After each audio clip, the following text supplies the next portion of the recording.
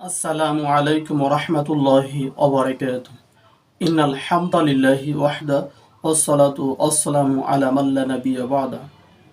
যাবতীয় হামদ ও তারিফ প্রশংসা আল্লাহ সুবহানাহু ওয়া তাআলার জন্য, যার অশেষ দয়া কৃপায় আমরা বেঁচে আছি, আলহামদুলিল্লাহ। অতঃপর দরুদ এবং সালাম বর্ষিত হোক মুহাম্মদ সাল্লাল্লাহু আলাইহি সাল্লামের উপর। সম্মানিত উপস্থিতি, আমরা কয়েকটি বিষয় উল্লেখ করব যেটা আমরা মনে হয় আমাদের নিজেদের সন্তুষ্টির জন্য নিজেদের মন গড়া ধর্মকে নিজের মতো তৈরি করে নেওয়া। ঠিক তেমনই কয়েকটি বিষয়, তার মধ্যে উল্লেখযোগ্য একটি হলো মুহাম্মদ সাল্লাল্লাহু আলাইহি সাল্লাম বলছেন, ইন্নামাল আমালু বিন্নিয়াহ, অর্থাৎ প্রত্যেকটা কর্মের পূর্বে রয়েছে নিয়ত। যে কর্মটা আপনি নেকির জন্য হোক, ভালোর জন্য হোক, মন্দের জন্য হোক, এবং নেকি এবং বদির জন্য হোক, সেটাও তার পূর্বে দরকার নিয়া। আপনি এখানে বসে আছেন, যদি মনে করেন যে আমি বাজার যাব, কিন্তু সেটা নিয়াত করতে হবে যে আমি কিভাবে বাজার যাব, কিভাবে আমি বাজারে পৌঁছতে পারি। ঠিক তেমনি যেটা আপনি অন্তর থেকে সংকল্প করছেন, আগের পরিকল্পনা, আগামী পরিকল্পনা, কি কাজ করবেন সেটা আগে অন্তর থেকে ভাবা, সেটা হলো নিয়া। সেখানেই মুহাম্মদ সাল্লাল্লাহু আলাইহি ওয়াসাল্লাম বলছেন, প্রত্যেকটা কর্মের পূর্বে নিয়াত করতে হবে।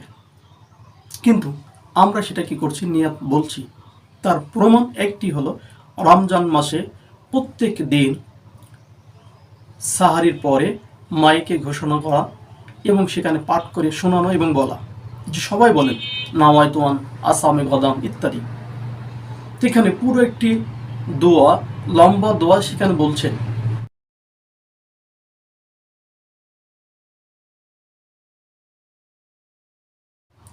সেই দোয়ার মধ্যে রয়েছে যে আমি নিয়াত করছি আগামীকালের রমজান মাসে সিয়াম ব্রত পালন করার জন্য, আসামু গদাম, আগামীকালের জন্য নিয়াত করছি। একটু ভাবুন তো, যে ব্যক্তি সকালে অর্থাৎ সুবে সাদিকে দিনের শুরুতেই খাচ্ছে, সাহারি করছে, সে ব্যক্তি আগামীকালের জন্য খাচ্ছে। আশ্চর্য বিষয়, নিয়াত করছে আগামীকালের জন্য। কেমন একটা বিষয়!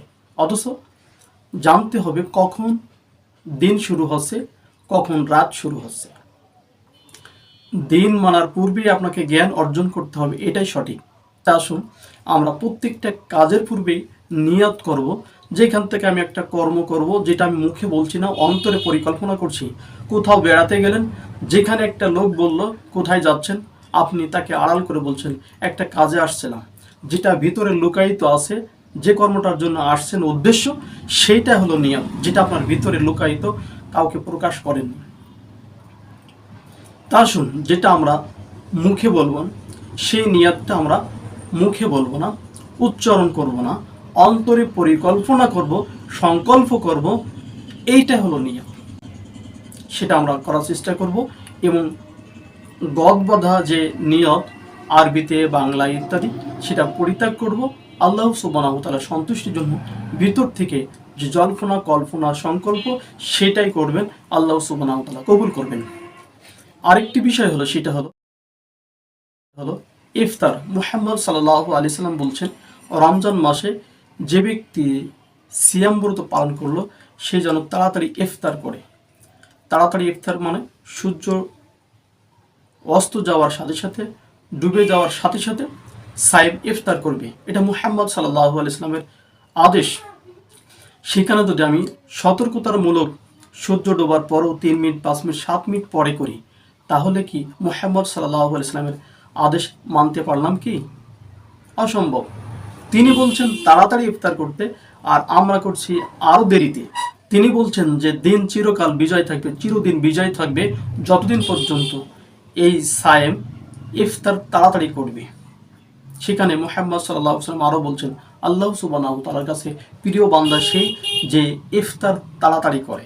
তাড়াতাড়ি মানে এই না যে সূর্য ডুবিয়ে যাওয়ার আগে, সূর্য অস্ত যাওয়ার আগে, এটা তাড়াতাড়ি না। সূর্য ডুবে যাওয়ার সাথে সাথেই সাইম ইফতার করবে। এটা যেন আমরা মনে রাখি। অবশ্যই আল্লাহ সুবহানাহু ওয়া তাআলা আমাদের সবাইকে সেই তৌফিক দান করুন, আল্লাহুম্মা আমিন। রাসূল কারীম সাল্লাল্লাহু আলাইহি সাল্লাম বলছেন যে রমজান মাসে আজান দিবে, সাহারির জন্য স্পেশাল আজান, যে আজান শুনে মানুষ খাদ্য পানীয় খাওয়া দাওয়া শুরু করবে, খাবে। সেখানে বিনা আজানে মানুষ ডাকাডাকি, বিভিন্নভাবে গান গজল ইত্যাদি, বিভিন্ন গজল হাব নাদ ইত্যাদি বলার চেষ্টা করে, সাইরেন বাজায় ইত্যাদি। কিন্তু সেখানে আজান শুনে মানুষ খাদ্য পরিত্যাগ করবে। মুহাম্মদ সাল্লাল্লাহু আলাইহি ওয়াসাল্লাম বলছেন, কোনো ব্যক্তি যদি খাদ্য চলাকালীন, খাদ্য খাওয়া অবস্থায় সালাতে আজান দেয়, সাহারি খাওয়া অবস্থায় যদি আজান দেয়, তাহলে খাদ্য পূর্ণ করবে, শেষ করবে। তাহলে আজানই হচ্ছে তার সময়সীমার মাধ্যম, যে আমি আজানের পরে আর খেতে পারবো না। কিন্তু আপনি নিষেধ করছেন আর খাবেন না, আর খাওয়া যাবে না, বন্ধ করুন। এই কথা বলার প্রেক্ষাপটে আপনি কি মনে করেন যে মুহাম্মদ সাল্লাল্লাহু আলাইহি সাল্লাম আদেশ করছেন, যে নিয়ম দেখিয়েছেন, সেই নিয়মের বিপরীত আপনি কর্ম করলেন না?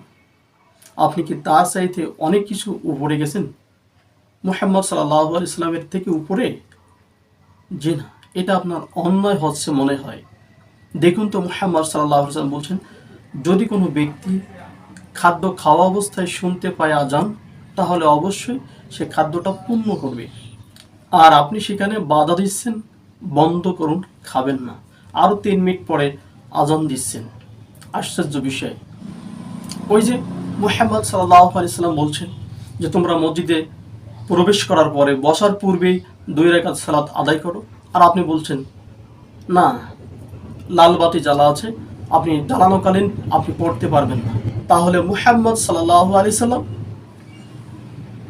যে কোনো সময়, যে কোনো মুহূর্তে প্রবেশ করলে বসার পূর্বেই, সে বসার পূর্বেই 2 রাকাত সালাত আদায় করবে, আর আপনি লিখে রাখছেন যে অবশ্যই পড়বেন না। তাহলে মুহাম্মদ সাল্লাল্লাহু আলাইহি সাল্লাম বলছেন পড়তে, আর আপনি বলছেন না, পড়বেন না। তাহলে কে বড়? আদেশের দিক থেকে কার আইনটা মানতে হবে, কার আইনটা মানতে হবে, কার নিয়মটা মানতে হবে? দ্বিতীয়ত, আপনি এখানে নিষেধ করার কে, অথবা ওই লাল বাতি জ্বালানোর কে? আশ্চর্য বিষয়। এই জন্য বলছি, মুহাম্মদ সাল্লাল্লাহু আলাইহি ওয়াসাল্লাম বলছেন মসজিদে প্রবেশ করে বসার পূর্বেই সে যেন 2 রাকাত পড়ে, আর আপনি করছেন, আপনি নিষেধ করছেন। তাহলে বিষয়টা দুই রকম। মুহাম্মদ সাল্লাল্লাহু আলাইহি ওয়াসাল্লাম বলছেন রমজান মাসে আজান দিতে হবে। মুহাম্মদ সাল্লাল্লাহু আলাইহি ওয়াসাল্লাম আদেশ করেছেন, নির্দেশ দিয়েছেন। রমজান মাসে মুহাম্মদ সাল্লাল্লাহু আলাইহি ওয়াসাল্লামের 2 জন মুয়াজ্জিন ছিল, একজন বেলাল রাদিয়াল্লাহু তাআলা আনহু, আর একজন অন্ধ সাহাবী আব্দুল্লাহ ইবনে মাকতুম রাদিয়াল্লাহু তাআলা আনহু। একজন আজান দিতেন সাহারি অর্থাৎ রাতের, আরেকজন আজান দিতেন ফজরের। 2 জন মুয়াজ্জিন ছিল। আপনি শুরু করলেন ডাকাডাকি, যা ইচ্ছা তাই, অসংখ্য মানুষের অতিষ্ঠ অনিষ্ট করে ফেলেছে ওই রাত্রে। 2 মিনিট, 3 মিনিট, 5 মিনিট অন্তর, এবং এমন জোরে হাক ডাক দেন যেভাবে একজন মানুষ মাঠে চিল্লায়। ঠিক এটাও ধর্মের পক্ষে না বিপক্ষে আপনি বিবেচনা করবেন, যে যেমন কমিটি, যেমন ইমাম, ঠিক তেমনই তার কর্মপদ্ধতি। আশ্চর্য বিষয়। ওই রাতে যত জিকির আজকার সেটা করা হয়। এমনকি যারা কোরআন তেলাওয়াত করে, যার সহিহ হোক, শুদ্ধ হোক, এমন কোনো বিষয় নয়। যে সমস্ত হাফেজে কোরআন, তারা কেউ কিন্তু তেলাওয়াত করে না, কিন্তু এমন এমন কিছু লোক তেলাওয়াত করেন যার শুনলে নিজেরাই লজ্জিত হতে হয়। যা না আছে হক আদায় পড়ার পদ্ধতি, না আছে সেই শব্দগুলো সঠিক, সেভাবে পড়ছে, মানুষ কিছুই বলে না। তাহলে এখানে অবশ্যই আপনি মুহাম্মদ সাল্লাল্লাহু আলাইহি সাল্লামের আনিত বিধানকে লঙ্ঘন করে নিজের ইচ্ছা মতো একটা পথ পদ্ধতি নিয়ে সাইরেন বাজাচ্ছেন, যেটা কোনো মসজিদের থেকে একটা মোবাইলের রিংটোন সহ্য হয় না, কিন্তু ওখানে গান বাজনা ইত্যাদি বাজানোর চেষ্টা করছে। আশ্চর্য বিষয়। এটা বিবেক থাকা উচিত, যে কত মানুষ বলছে, আলেম ওলামারা বলছে, কিন্তু তারপরেও আপনার কখনো শুনছেন না এবং মানছেন। অবশ্যই আগে মানুষ শুনে ইসলাম গ্রহণ করত, অথবা বাস্তবতা দেখে করত, আর আজকে হাজারো হাজার আলেম বলছেন এগুলো করা ঠিক না, তারপরেও বন্ধ হচ্ছে না। কোথাও বন্ধ করেনি, আজও করেনি। বলছিলাম অবশ্যই নিয়মের বিরোধিতা করবেন না, যেটা আছে সেটা করুন, মানুষকে সঠিক এবং সত্যটা দেওয়ার চেষ্টা করুন। আল্লাহ সুবহানাহু ওয়া তাআলা রহম করবেন। বলছিলাম যে সময় আপনি নিষেধ করছেন যে আর খাবেন না, রমজান পার হওয়ার পরে যে শাওয়ালের 6টি আছে, অসংখ্য মানুষের ছেড়ে যাওয়া কিছু সিয়াম আছে, রোজা আছে, সেগুলো কখন কার আজান দিয়ে কোন সময় নির্ধারণ করবেন যে এখন খাবেন না? কমপক্ষে 36টি সিয়াম রয়েছে 11টি মাসে,